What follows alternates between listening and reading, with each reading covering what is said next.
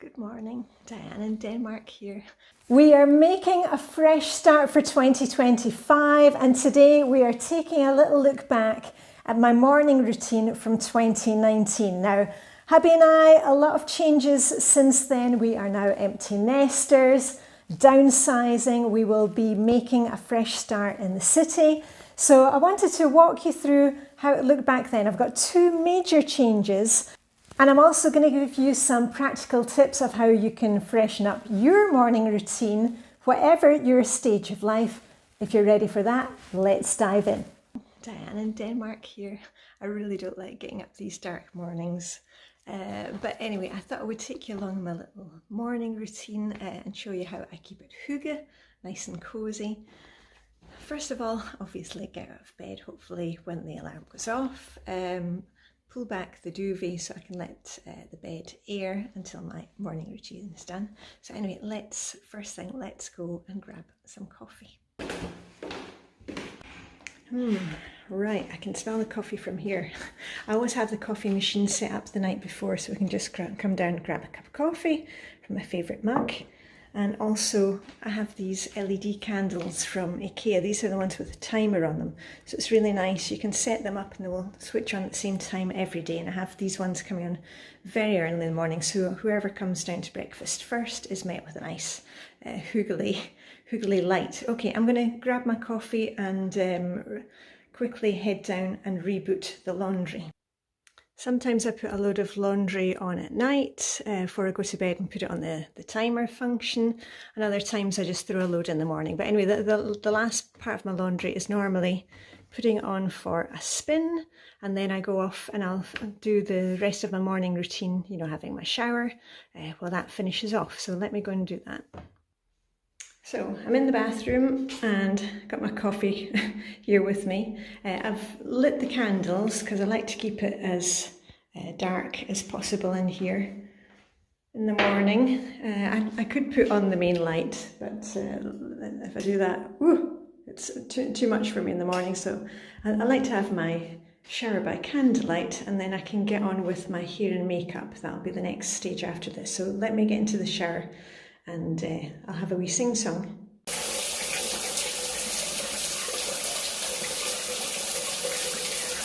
Okay, hair and makeup time. As you can see, we're back in the bedroom, and again got another candle going. I also have, oh hold on, let me just pop this down.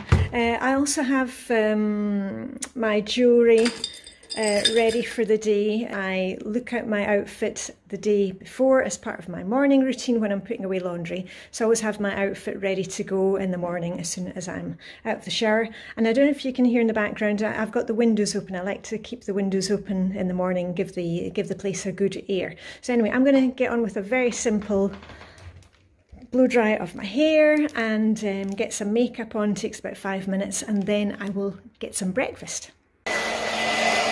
Yay, breakfast time. And usually for my breakfast I'll have raw porridge oats, havregryn as they call it in Denmark, with raisins and milk.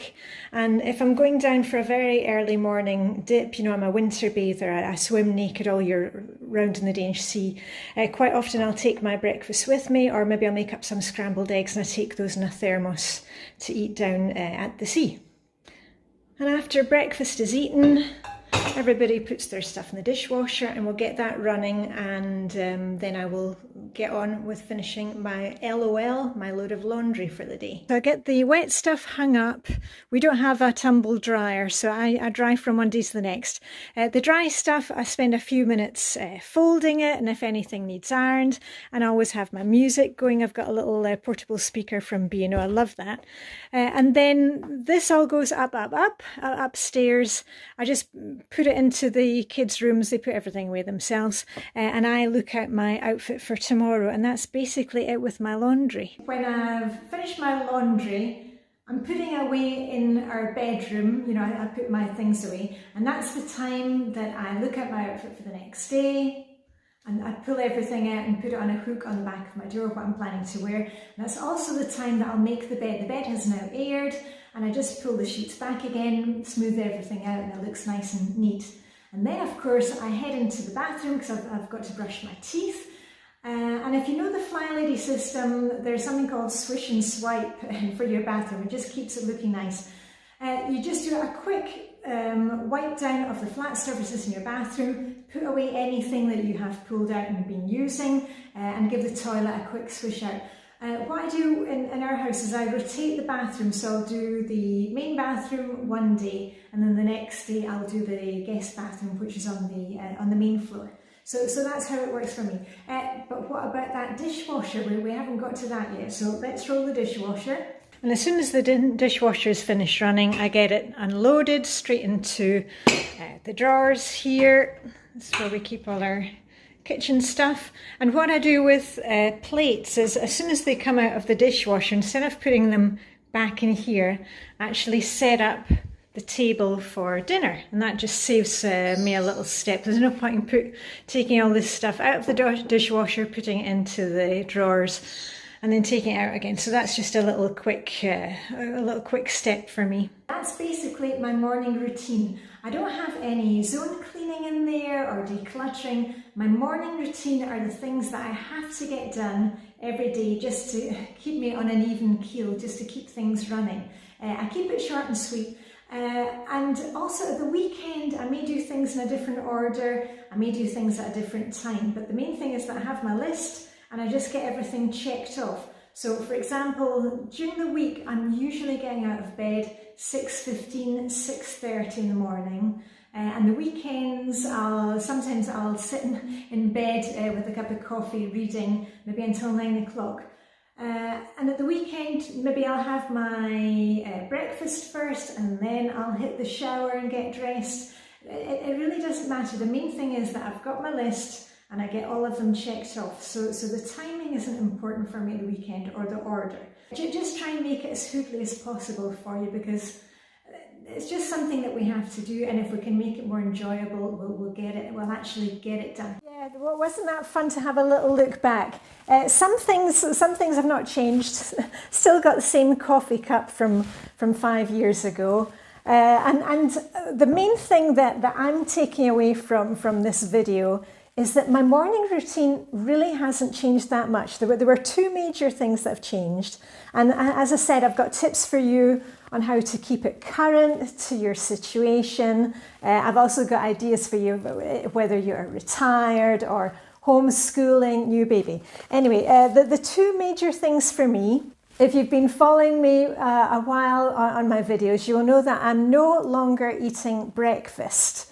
I've been doing intermittent fasting for 2 years now, 2.5 years, going really well. My body feels much better on it. I do have breakfast one day of the week, but anyway, if you want the intermittent fasting videos, I've got those on my health and exercise playlist. So the breakfast, that doesn't happen. That happens once a week, usually on Saturdays when I'm out with my Blue Tits Chill Swimmer peeps. But one thing that has been added to my routine is my cold plunge. And I have to tell you, this morning was the first, we had the first ice of the year in my cold plunge pool. I've got a pool, a little plunge pool, out in the garden shed. And when I went out there this morning, there was a thin layer of ice. So I had to use my wooden spoon to break it to get it in. Just for reference, the temperature in the garden shed this morning was -5, which is 23F.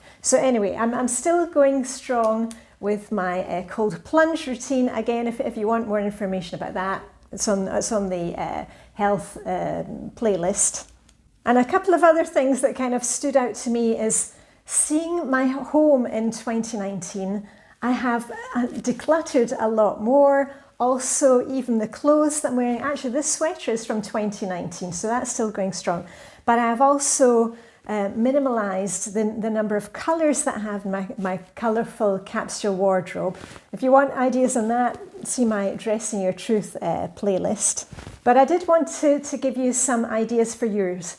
And most of my morning routine is exactly the same then as it is now. 5 years later, still got the same elements, still got the Hygge touches, Candlelight, laundry. I'm still doing laundry every day. The things have changed slightly in that it's just me and hubby now.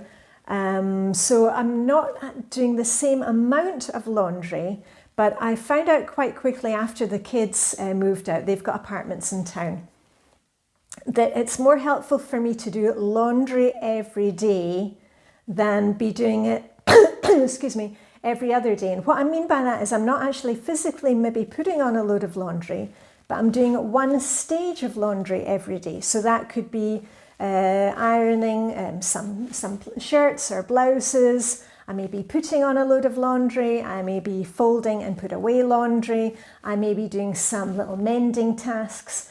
So that every day in the morning, I'm just on automatic pilot. That works much better for me. And I just want to give you some ideas here, because I do one-on-one coaching with people, and the number one thing when people come to me looking for help with their routines, I'm a routines coach, Flylady expert, Hygge expert. The number one thing that is causing problems with people having good routines, good daily habits, is trying to do too much.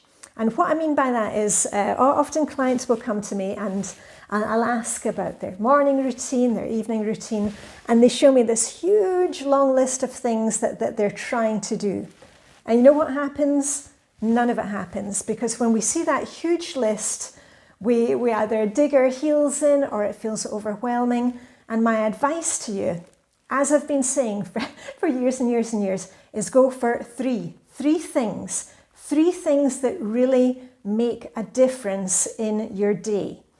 And that has actually changed for me these past years. I am also 57, I'll be 58 this year. I'm on the other side of menopause now. And some things I think, I'll give you, for example, getting dressed for the day, getting dressed, putting my face on, that gives me superpowers. That has always been part of my routine. Making the bed, that's a quick win first thing in the morning. But actually, what's for dinner? Now, in the old days, when the kids were still at home, it was kind of, I had to be on top of things with the menu planning. Because I used to hate that at 5 o'clock, not knowing what was for dinner. These days, 57, postmenopausal, my mind is mush. So even if I've planned for what's for dinner, I can't remember what it is from one day to the next. So I've got it written down, and then I check. That's one of the first things I do in the morning. What is for dinner? I know that I've got it planned. That's okay. I know I've got the food in the house, but I may need to take something out of the freezer or get something started. So what's for dinner? That's very important for me right now.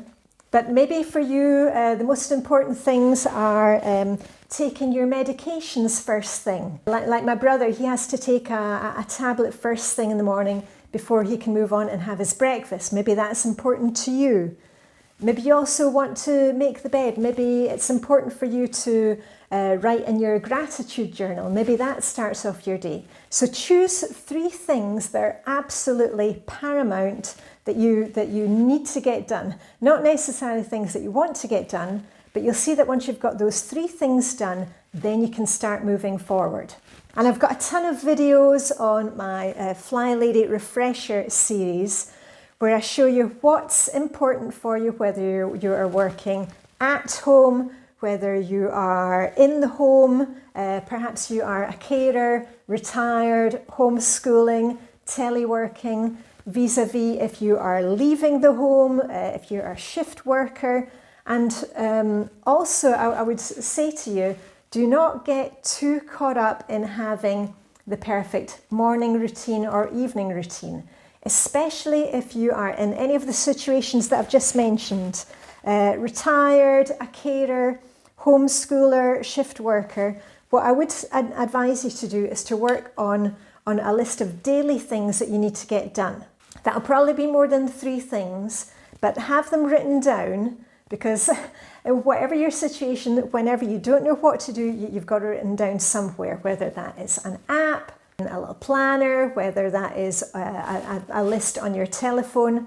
So if you are in that last situation I mentioned to you, drop the idea of having to have things done by a fixed time. Just make sure that you get them ticked off every day. And it is the start of the new year. We're all looking for a fresh start. So make sure that you are subscribed, notifications on for my videos, because I'm putting out 3 videos each week, hopefully with some inspiration how you can easily make some small changes that are going to give you big results this year. Okay, that's what I want for you. I want you to not feel overwhelmed. I want you to have peace in your home, a nice, clean, not necessarily minimalist, but cozy minimalist, decluttered home, so you can really get the maximum out of your life and out of your day. So anyway, on that note, I'm going to finish off my morning routine. I'm going to take the last of the coffee, and I shall see you later this week, probably with a decluttering video. Ooh, I've got some new ideas about that. So anyway, all I've got left to say is live long and prosper. May the morning routine refresh Hygge be with you, and I shall see you very soon with a ra, ra, ra. Okay, bye for now.